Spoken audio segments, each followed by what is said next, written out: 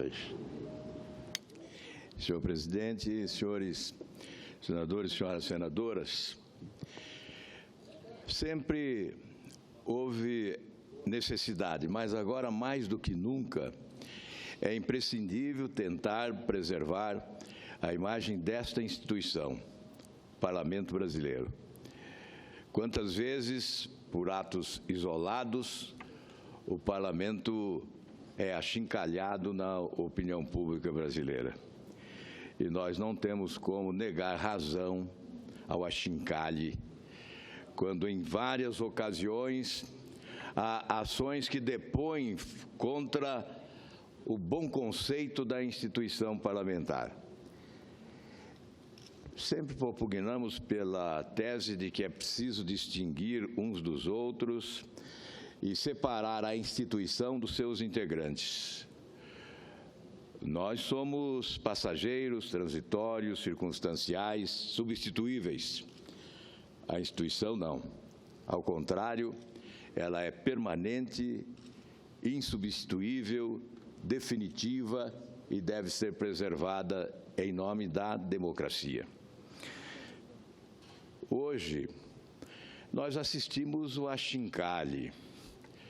As tentativas sorrateiras, algumas expostas, outras clandestinas, com o objetivo de driblar a opinião pública naquilo que para ela hoje é mais sagrado, a limpeza ética que se exige no Brasil, com a mudança da legislação para impor maior rigor no combate à corrupção. Assiste-se lá na outra casa, e nós não queremos generalizar, porque lá estão os que combatem, evidentemente, a corrupção com absoluta franqueza, expondo-se diante das circunstâncias.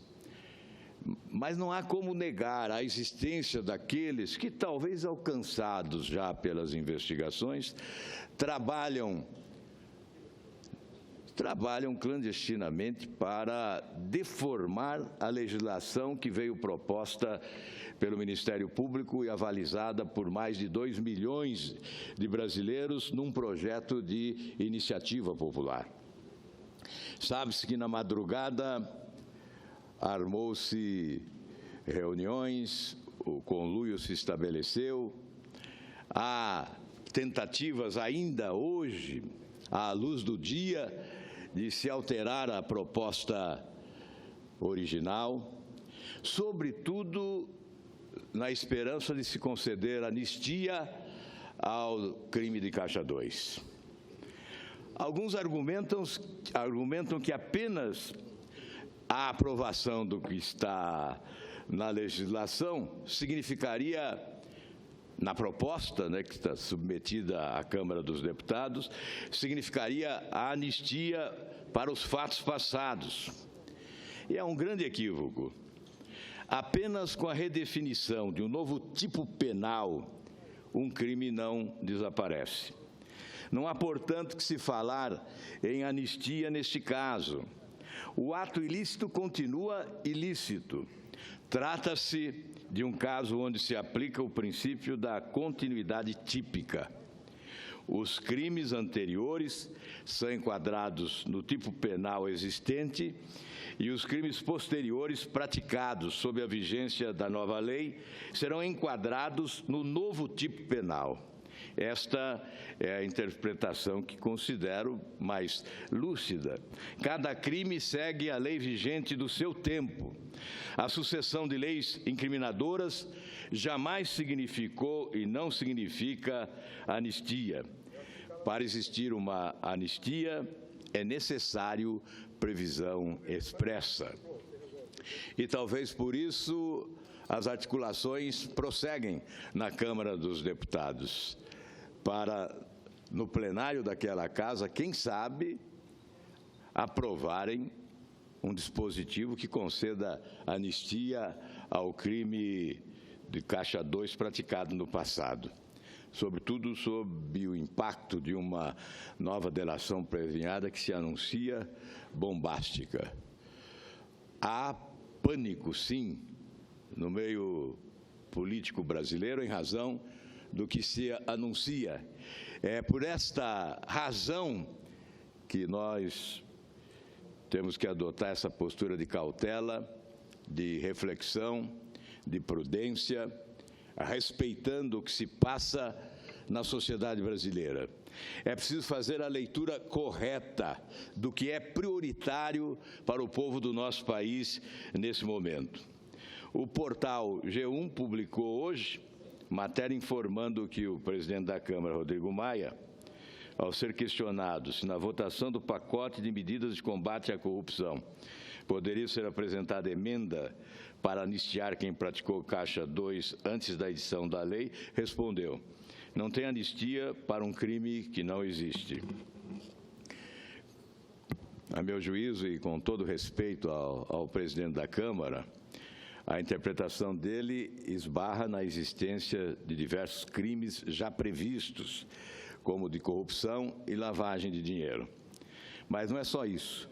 No texto da Lei 4.737, de 15 de julho de 65, que instituiu o Código Eleitoral, prevê em seu artigo 350 que omitir em documento público ou particular declaração que dele devia constar, ou nele inserir, ou fazer inserir, declaração falsa ou diversa da que devia ser escrita para fins eleitorais. Pena: reclusão até 5 anos e pagamento de 5 a 15 dias multa, se o documento é público, e reclusão até 3 anos e pagamento de 3 a 10 dias multa, se o documento é particular.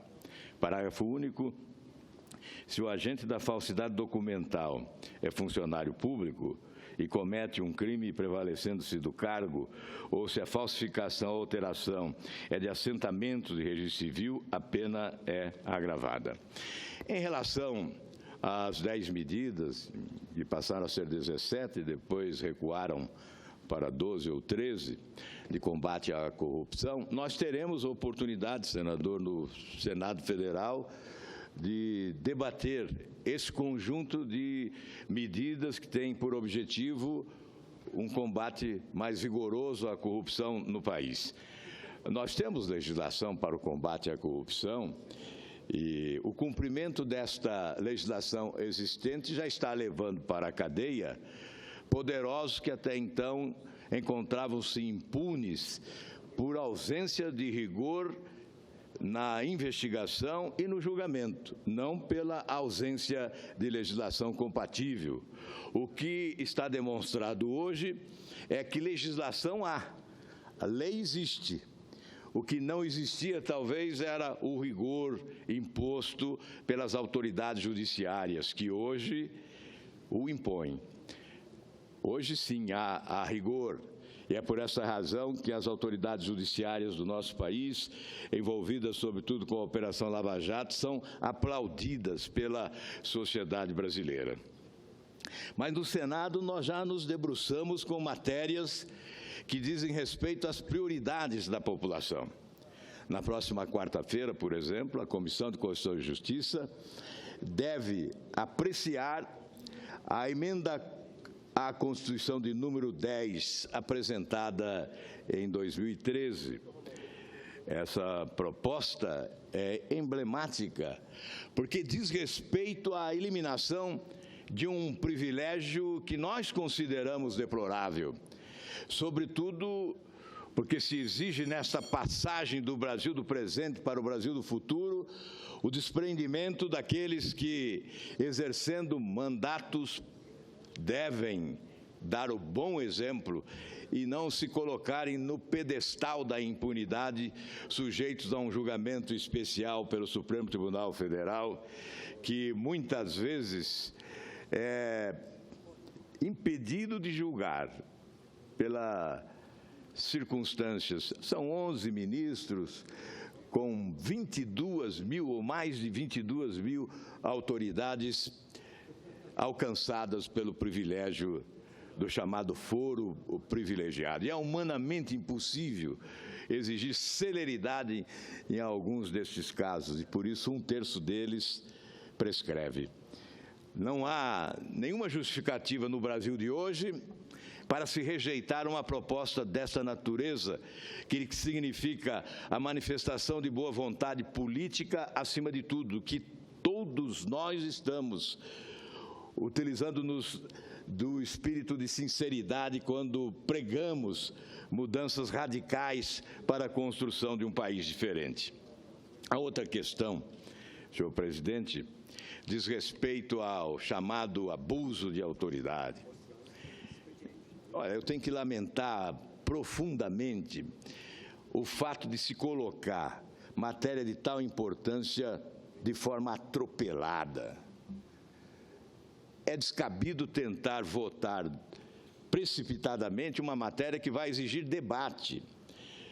Ninguém se recusa a debater o abuso de autoridade, uma legislação moderna, já que esta está superada. Mas é preciso, em respeito à sociedade brasileira, eleger as prioridades deste momento. E certamente esta não é a prioridade. A prioridade, é preciso repetir sempre, é a Operação Lava Jato como símbolo emblemático de um momento de mudança no país.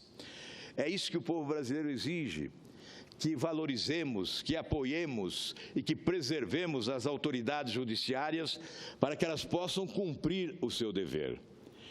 Eventualmente pode existir algum abuso, mas certamente ele é insignificante diante do abuso, da corrupção que lastimavelmente alcançou o organismo público nesse país de forma a dilacerar as suas entranhas. Não há como estabelecer um parâmetro de comparação entre um eventual abuso de uma autoridade e este abuso cometido por outras autoridades que assaltaram os cofres públicos desse país. Portanto, não é hora para esta votação. Já me manifestei diversas vezes sobre este assunto e, mais uma vez, trago na tribuna o meu protesto contra esta iniciativa de se pautar para a votação em regime de urgência, extinguindo a prerrogativa da Comissão de Constituição e Justiça de analisar com antecedência matéria dessa importância. Pretende-se extinguir a Comissão de Constituição e Justiça, trazer as matérias polêmicas apressadamente para o plenário do Senado Federal, para driblar a opinião pública brasileira que não deseja essa discussão agora, depois da Operação Lava Jato, quem sabe já no próximo ano, seria possível, com tramitação normal, ordinária, passando pela Comissão de Constituição e Justiça, nós poderíamos produzir uma lei melhor.